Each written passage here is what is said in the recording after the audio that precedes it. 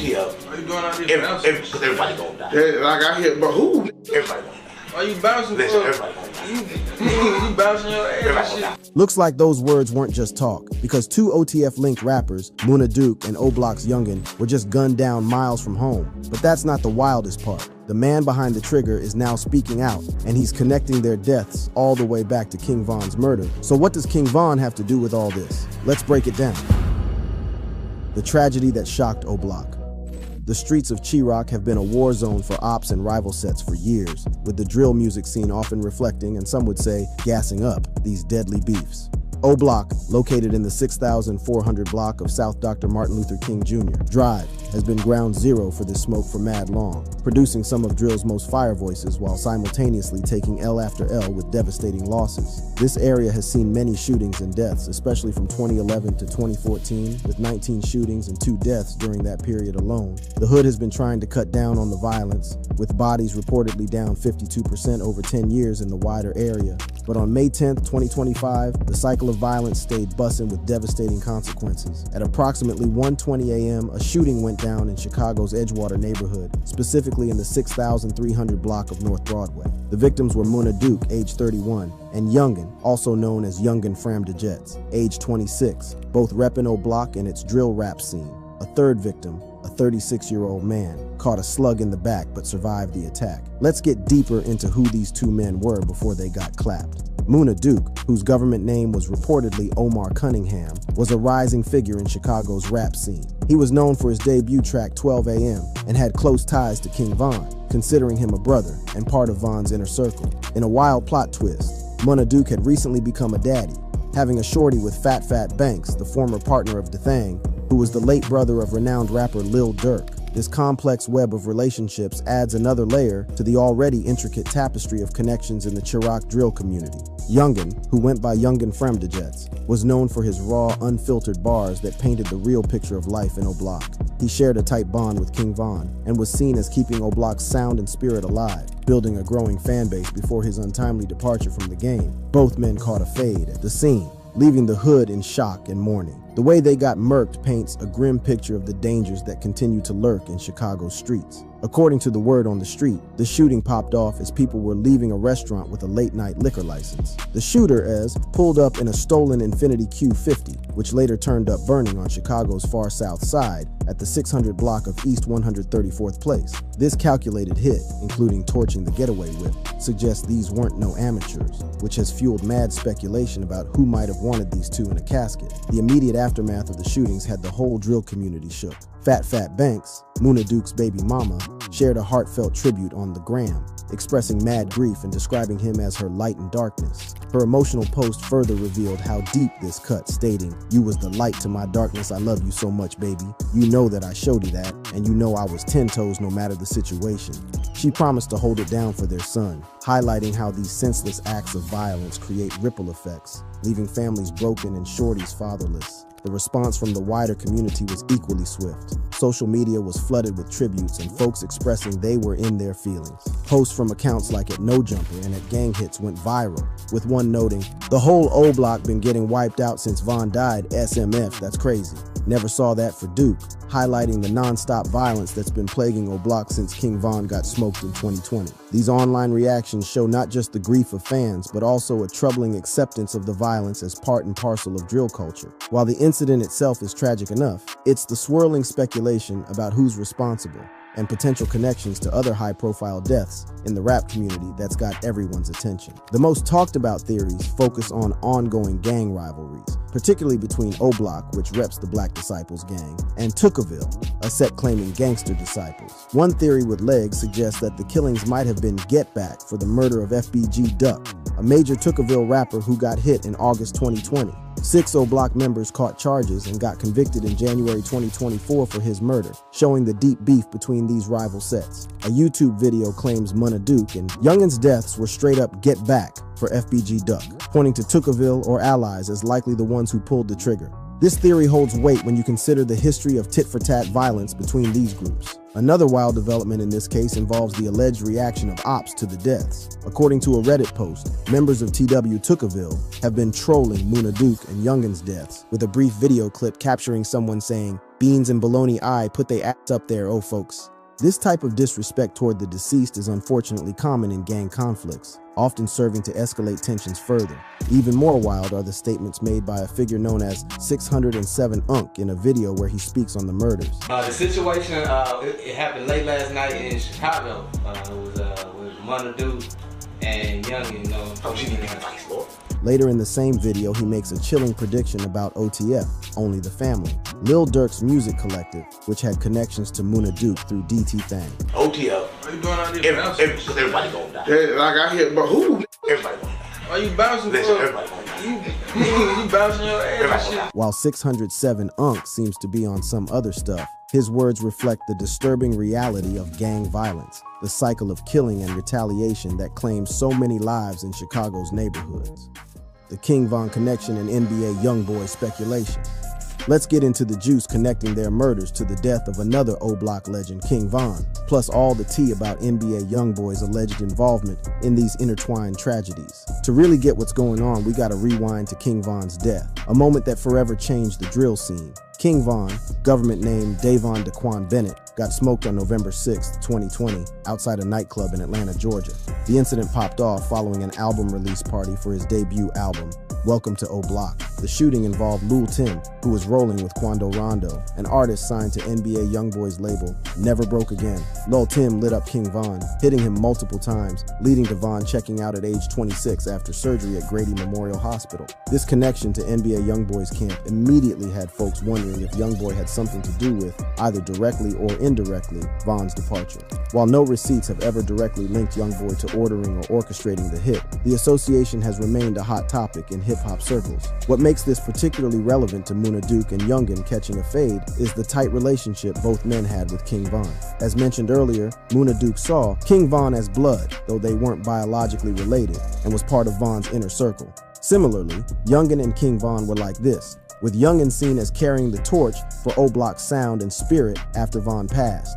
These connections have some fans theorizing that whoever was behind King Von's murder might have put the green light on Munna Duke and Youngin as part of an ongoing vendetta against O-Block figures. The question that naturally comes up is, does the killer of Munna Duke and Youngin know what went down with King Von? Based on research and how these conflicts are all interconnected, it seems highly likely. If the shooters are indeed from ops like Tookaville, as some evidence suggests, they would almost certainly be tapped into what happened to King Von, given how high profile his death was and what it meant within gang rivalries. Given the shared beef, especially with Tookaville, it's a safe bet the killer would know about King Von's death. King Von had smoke with FBG Duck, and his role in O-Block's conflicts would be common knowledge in these circles, especially for someone looking for get back. The community knowledge, as seen in drill rap and social media, suggests individuals involved in these conflicts stay up on past events. Thus, the killer seeking revenge for FBG Duck would likely be hip to King Von's role in death as part of the ongoing beef. Now, let's talk about the speculation surrounding NBA YoungBoy's potential involvement in these deaths. The shooting went down on May 9th, 2025 in Chicago, with suspected gang-related motives, but NBA YoungBoy isn't mentioned in reliable reports. Fan speculation about NBA YoungBoy putting a bag on the victim's head seems capped based on current research. Nevertheless, the speculation stays buzzing, largely due to the history of tension between NBA YoungBoy and King Von, as well as their respective camps. Before Von's death, the two rappers had a documented rivalry involving disputes over lyrics, romantic interests, notably YoungBoy's ex-girlfriend Johnny Ameshel, and crew rivalries. Von had criticized YoungBoy's lyrics as Fugazi in a 2018 Instagram live video. However, in a plot twist, Von stated the day before his death that he had no real beef with YoungBoy, suggesting the conflict was hyped up by the internet. Despite this apparent attempt by Von to dead the beef, NBA YoungBoy's reaction to Von's death didn't exactly squash suspicions. NBA YoungBoy's response to Von's death was not sympathetic. Instead, his statements and actions suggested the beef was still alive. In a Clubhouse conversation in December 2021, Youngboy reportedly threw shade at Von, questioning his authenticity as a gangsta. Even more controversial, in December 2020, shortly after Von got packed, Youngboy made a statement during an Instagram live session saying, "It take a man to kill somebody, fighting don't make you no man." Given that Von was killed after a physical altercation that escalated to gunfire, many saw this as a thinly veiled reference to Von's death. The animosity continued long after Von was gone. In January 2022, Youngboy dropped the track Bring the Hook ahead of his Colors mixtape, which included lyrics that many interpreted as disrespecting King Von and O'Block. This that Squid Game. Old Block Pack get rolled up, murder what they told us, Atlanta boy get rolled up. These bars sparked responses from Von's associates, including Lil Durk, indicating that the beef extended beyond the individuals to encompass their respective crews and affiliates. NBA Youngboy likely trolled King Von's death, based on evidence from his music and public statements after the incident. As detailed above, both his song Bring the Hook and his Instagram live statement about fighting versus killing were widely perceived as disrespectful trolling in the aftermath of Von's death. The topic remains sensitive and debated within the hip-hop community, with some seeing these actions as part of rap beef culture, while others view them as crossing a line by disrespecting the deceased. Given this history of animosity, it's not surprising that some fans have speculated about NBA Youngboy's potential involvement in the deaths of Munna Duke and Youngin, who were both close to King Von. The theory suggests that Youngboy, or someone in his camp, might have put money on their heads as part of an ongoing vendetta. However, it's crucial to emphasize that there is currently no credible evidence supporting this theory. The shooting of Munna Duke and Youngin appears to be more directly linked to local Chicago gang rivalries, particularly between O'Block and Tookaville,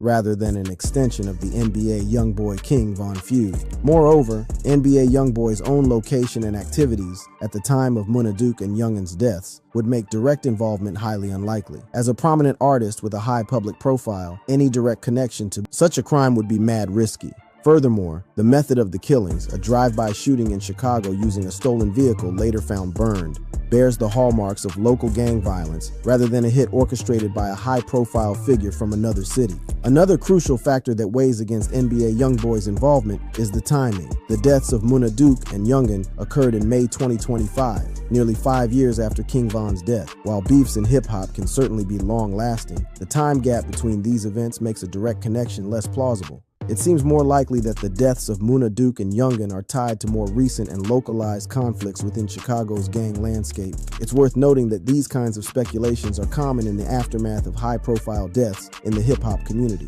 particularly those associated with gang activity. The interconnected nature of beefs, affiliations, and alliances creates a complex web that fans and observers try to untangle, sometimes stretching connections beyond what the evidence supports. In the case of Munna Duke and Youngin, the most credible theory remains that their deaths are linked to local Chicago gang conflicts, particularly the ongoing feud between O'Block, Black Disciples, and Tookaville, Gangster Disciples. To further understand the dynamics at play, we should examine the structure and relationships within O'Block itself. TSG, or Turn Down Gang, is a clique within O'Block, primarily consisting of younger members aged 15-22. Notable members include Nook, Zani, Buck Munna, and others, with some involved in drill music and gang activities. According to online sources like Reddit, which may not be fully verified but provide detailed insights into Chicago drill culture, TSG was formed in late 2020 by members of the TQ Bully Boys and adopted its current name after the death of FBG Cash in 2022. Research suggests TSG members, a clique within O'Block, may claim their ops killed Munna Duke and Youngin, but no public evidence confirms this. The shooting on May 10th, 2025 in Chicago is linked to gang rivalries, possibly involving Tookaville and Smashville.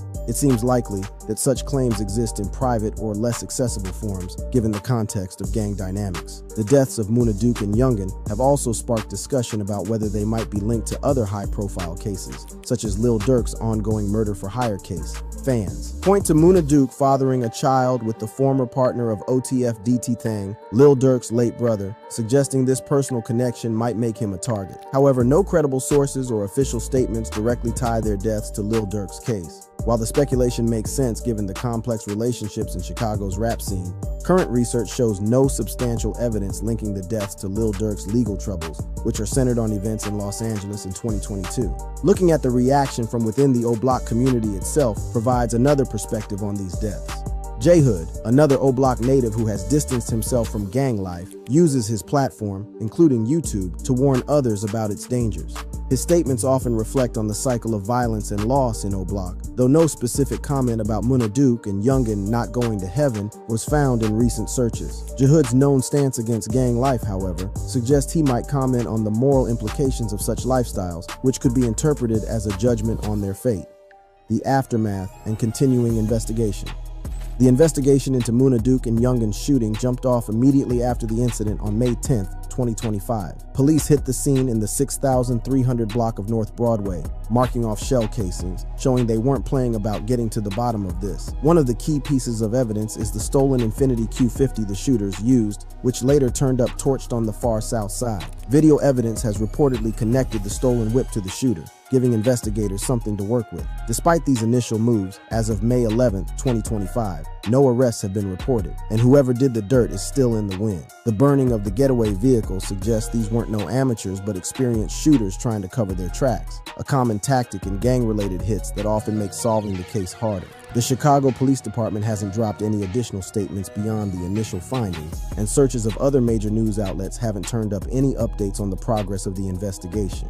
The shooting has hit the community hard, both in the immediate area of the incident and within the broader context of Chicago's drill scene. The deaths of Munna Duke and Youngin add to the growing list of casualties in O Block, further cementing its reputation as an epicenter of violence. As one social media post noted, "The whole O Block been getting wiped out since Vaughn died. SMF, that's crazy. Never saw that for Duke," highlighting the ongoing cycle of violence that has claimed numerous lives in recent years. The incident reportedly went down as people were leaving a restaurant with a late-night liquor license, suggesting that Munna Duke and Youngin were targeted in a public setting where many witnesses would have been present. This bold approach to the killings underscores how brazen gang violence in Chicago can be, where shooters often show little concern for potential witnesses or collateral damage. The shooting statistics for Edgewater, Chicago provide sobering context for this incident, showing a disturbing upward trend in violence. As of May 10, 2025, the area has already seen 9 people shot with 3 fatalities, including Munna Duke and Youngin, which surpasses the entire previous year when 6 were shot with only 1 fatality. This represents a significant increase from 2023's relatively quiet period with just 2 non-fatal shootings, and returns to levels worse than 2022, when 6 were shot with 1 death.